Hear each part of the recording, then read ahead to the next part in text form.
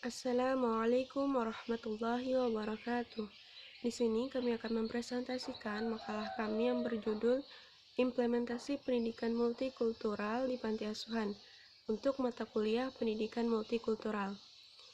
Di sini kami dari kelompok 6 beranggotakan 5 orang. Yang pertama ada Arifin, kemudian saya sendiri Sini Fatimah, lalu Mona Lisa, kemudian ada Nur Novia Setiana, dan yang terakhir Soleh Ansori. Di sini kami akan membahas 4 poin. Yang pertama ada pendekatan multikultural di panti asuhan, kemudian implementasi pendidikan multikultural di panti asuhan, lalu problematika implementasi pendidikan multikultural di panti asuhan, dan yang terakhir tujuan dan manfaat pendidikan multikultural di panti asuhan. Internalisasi pendidikan multikultural di panti asuhan. Internalisasi nilai-nilai pendidikan multikultural di panti asuhan penting untuk dilakukan, karena panti asuhan merupakan salah satu unit atau lingkungan pendidikan yang mendidik dan membina siswa dari beragam latar belakang sosial, ekonomi, budaya, suku, bahasa, dan pengalaman.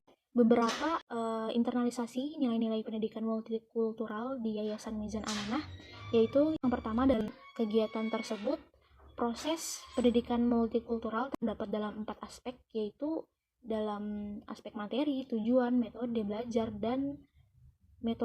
mengajar, dan evaluasinya. Kemudian yang kedua, kegiatan pengembangan diri. Jadi di panti asuhan Mizan terdapat kegiatan pengembangan diri berupa olahraga, latihan hadrah, latihan dakwah, dan kegiatan lainnya. Jadi siswa itu dilatih dan dibina untuk menyalurkan bakat dan minat yang dimilikinya dalam kegiatan-kegiatan tersebut. Dengan adanya prinsip apresiatif, toleransi, prinsip kesetaraan antar budaya, kesetaraan gender, dan lain sebagainya. Kemudian yang ketiga adalah kegiatan kepedulian sosial. Jadi salah satu program Mizan Amanah adalah Yatim Memberi. Program ini selanjutnya diwujudkan dalam bentuk kegiatan bakti sosial dari asrama. Jadi para siswa itu diajarkan makna berbagi dan saling membantu kepada sesama. Kemudian yang keempat adalah nilai demokrasi dan saling menghargai. Dalam panti asuhan Mizan juga diajarkan hal tersebut para siswa yang terdiri dari beragam latar belakang dan heterogenitas yang sangat tinggi tidak lantas mengikis nilai-nilai demokratis. Jadi satu sama lain diajarkan untuk saling menghargai satu sama lain, saling menghormati, saling toleran antar siswa dengan yang lainnya. Kemudian lima adalah nilai kebersamaan, kerjasama, dan tolong menolong. Jadi di dalam panti asuhan Mizan ini para siswa diajarkan untuk saling membantu, saling bekerja sama. Dan terakhir adalah nilai keadilan dan kesetaraan. Jadi proses penanaman nilai-nilai keadilan dan kesetaraan juga terjadi dalam kehidupan panti asuhan amanah, di mana misalnya dalam pembagian tugas harian untuk kebersihan semua mendapat perlakuan yang sama antara laki-laki maupun perempuan. Jadi tidak ada perbedaan gender gitu, semuanya mendapat giliran tanpa dibeda-bedakan atau dianak emaskan. Pendidikan multikultural itu dapat diimplementasikan sebagai hal-hal berikut. Yang pertama, pendidikan multikultural sebagai ide, di mana dalam sebagai ide ini suatu filsafat yang menekankan legitimasi, vitalitas, dan pentingnya keragaman kelas sosial, etnis, dan ras, gender, anak yang berkebutuhan khusus, agama, bahasa, dan usia dalam membentuk kehidupan individu, kelompok, dan bangsa. Implementasiannya adalah pemasukan bahan ajar yang berisi ide dari berbagai kelompok budaya.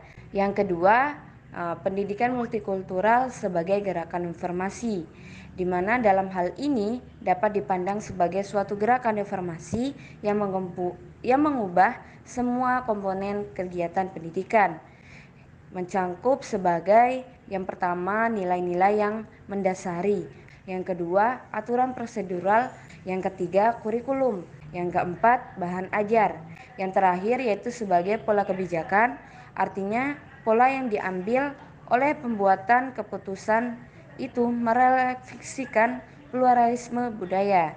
Yang ketiga, pendidikan multikultural sebagai proses, di mana pendidikan ini adalah suatu proses yang terus-menerus yang membutuhkan waktu jangka panjang untuk mewujudkan kesetaraan dan keadilan dalam masyarakat. Problematika implementasi pendidikan multikultural di panti asuhan. Faktor penghambat dalam implementasi pendidikan multikultural dapat dideskripsikan bahwa yang menjadi faktor penghambat salah satunya adalah masih kurangnya media yang mendukung implementasi pendidikan multikultural. Hal tersebut juga sesuai dengan data yang diperoleh melalui observasi. Kekurangan yang dimaksud seperti kurangnya media yang bisa digunakan untuk mengajarkan tentang keberagaman, misalnya media yang dapat digunakan untuk mengajarkan tentang budaya lain. Media yang digunakan harus terdapat contoh-contoh media baik berupa gambar, film, maupun video yang dipaparkan agar dapat menambah wawasan peserta didik tentang keragaman, sehingga peserta didik akan lebih mudah mengetahui wujud dari keragaman tersebut. Kemudian faktor penyebab diskriminasi adalah yang pertama yaitu persaingan yang ketat dalam kehidupan, permasalahan ekonomi, tekanan, dan intimidasi. Kemudian yang kedua, ketidakberdayaan golongan miskin. Baik, selanjutnya materi tentang tujuan implementasi pendidikan multikultural di panti asuhan. Nah, pendidikan multikultural di panti asuhan ini bertujuan untuk membantu anak-anak panti asuhan, di antaranya yang pertama memahami latar belakang diri dan kelompok dalam bermasyarakat, atau lebih ke jiwa sosial anak-anak panti. Yang kedua, menghormati dan mengapresiasi kebinekaan budaya dan sosio-historis. Jadi ketika di panti mereka tidak membeda-bedakan satu teman dengan teman lainnya, karena mereka di panti bersatu dalam perbedaan dan juga keragaman.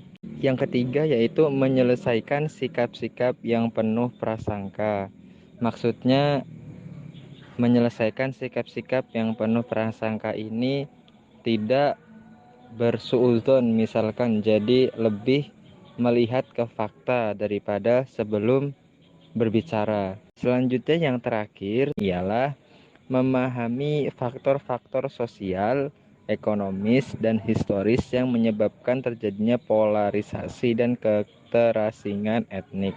Nah, itulah 4 daripada tujuan implementasi pendidikan multikultural di panti asuhan. Yang terakhir yaitu manfaat pendidikan multikultural di panti asuhan.